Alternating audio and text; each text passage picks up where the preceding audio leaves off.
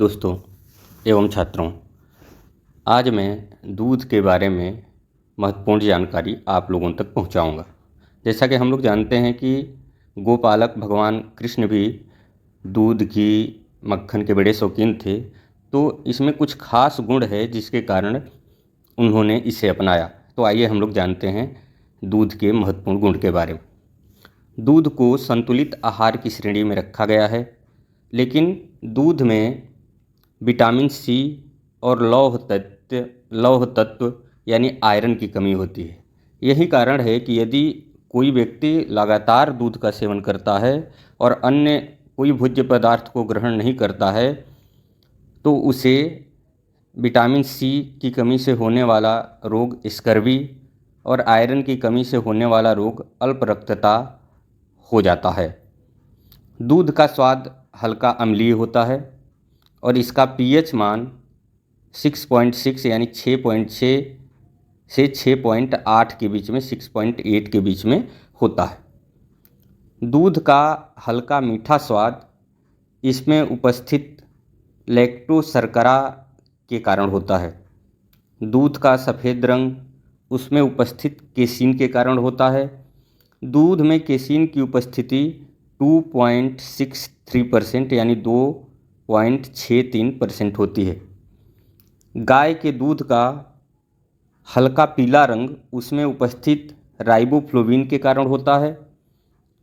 कहीं कहीं इसमें जेंथोफिल एवं कैरोटीन भी पीले रंग के लिए उत्तरदायी माना जाता है। अब दूध से दही भी बनता है और दही बनने की जो क्रिया है उसे किण्वन यानी फर्मेंटेशन की क्रिया के रूप में हम लोग जानते हैं। असल में दूध में लैक्टोबैसिलस लैक्टिस और स्ट्रेप्टोकोकस लैक्टिस नामक बैक्टीरिया या जीवाणु पाए जाते हैं, जिनके द्वारा लैक्टोज को लैक्टिक अम्ल में बदल दिया जाता है, जिससे दूध दही बन जाता है। यही प्रक्रिया सेम प्रक्रिया पनीर बनाने में भी किया जाता है। पनीर में केसीन की छोटी छोटी बूंदें एकत्रित हो जाती हैं। दूध में जल और लैक्टोज शर्करा की उपस्थिति को मापने के लिए दूध में जल की मात्रा को और लैक्टोज शर्करा की मात्रा या उपस्थिति को मापने के लिए लैक्टोमीटर का प्रयोग किया जाता है। इसी से नापा जाता है कि दूध में कितना पानी मिलाया गया है। भैंस के दूध में गाय के दूध को अगर मिला दिया गया है तो उसे पहचानने के लिए एक परीक्षण किया जाता है, उसे हंसा परीक्षण कहा जाता है। जबकि शुद्ध घी में अगर डालडा या वनस्पति घी मिला दिया गया है तो इसकी जांच करने के लिए बैलेटा टेस्ट किया जाता है। शुद्ध घी में एक विशेष प्रकार की खुशबू होती है और यह खुशबू डाईएसिटाइल नामक रासायनिक पदार्थ के कारण होता है।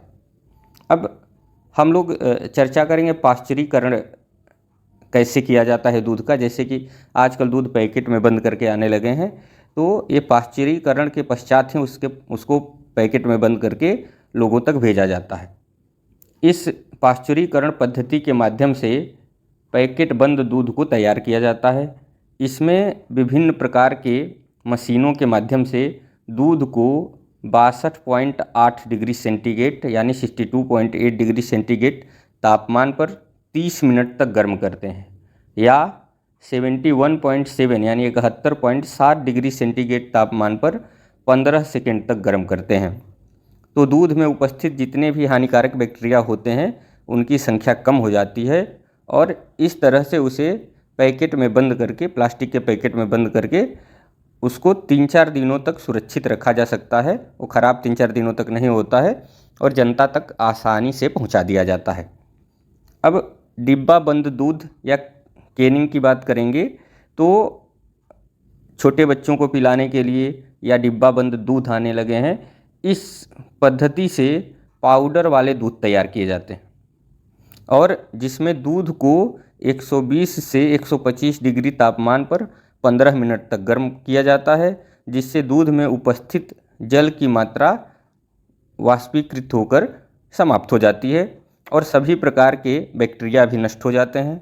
इस प्रकार जो डब्बा बंद दूध है वो 6 महीने तक सुरक्षित बना रहता है। अब हम लोग अक्सर कोलेस्ट्रम या खीस की बात करते हैं, तो जनरली हम लोग देखते हैं कि जैसे भैंस या गाय बच्चा देते हैं तो उनका दूध कुछ दिनों तक बहुत पीला होता है, क्योंकि उसमें कोलेस्ट्रम की मात्रा होती है और यह प्रसव के पश्चात माता के स्तनपान से निकलने वाला पहला दूध है, जिसमें विटामिन सी और लौह तत्व भी पाया जाता है, यानी इसमें आयरन भी पाया जाता है और विटामिन सी भी पाया जाता है, यानी यह संपूर्ण आहार के रूप में लिया जा सकता है। लेकिन ये कुछ दिन ही तक होता है, हमेशा उसमें दूध में विटामिन सी और लौह तत्व यानी कि आयरन नहीं पाया जाता है। इसमें अन्य सभी प्रकार के विटामिन और खनिज लवण भी पाए जाते हैं, जो शिशु होता है या बच्चा होता है उसका उपयोग करके अपनी प्रतिरोधक क्षमता तथा शारीरिक क्षमता को बढ़ाता है। सामान्यतः जन्म के 6 महीने तक शिशु को यानी बच्चे को सिर्फ स्तनपान ही कराना चाहिए, बाहर से उसे कुछ नहीं देना चाहिए। 6 महीने तक माँ का दूध सर्वथा उपयोगी होता है। अब हम लोग चर्चा करेंगे ऑपरेशन फ्लड के बारे में। तो भारत में दुग्ध उत्पादन की मात्रा को बढ़ाने के लिए ऑपरेशन फ्लड परियोजना प्रारंभ की गई। इस परियोजना को डॉक्टर वर्गीज कुरियन नामक व्यक्ति ने निर्देशित किया। दुग्ध उत्पादन की क्रांति को श्वेत क्रांति के नाम से भी जानते हैं। 1970 में भारतीय डेयरी बोर्ड की स्थापना नई दिल्ली में की गई थी। इसके साथ ही भारत में दुग्ध उत्पादन की बात करें तो भैंस का दूध जो होता है लगभग 50% दूध की मात्रा को पूरा करता है। गाय का दूध 46% दूध की मात्रा को भारत में भरपाई करता है। 4% भारत में दूध की मात्रा को बकरी का दूध पूरा करता है।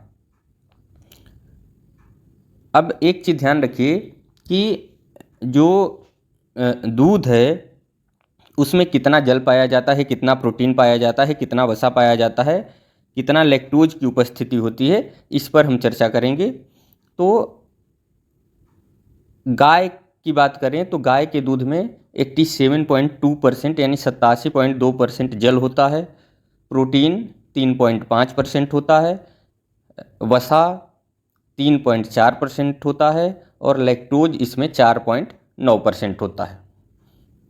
अगर भैंस की बात करें तो भैंस में जल की मात्रा 7.8 यानी 78.6% होता है, प्रोटीन 5.9% होता है, फैट जो होता है यानी वसा जो होता है 10.4% होता है, लैक्टोज की उपस्थिति उसमें 4.3% होती है।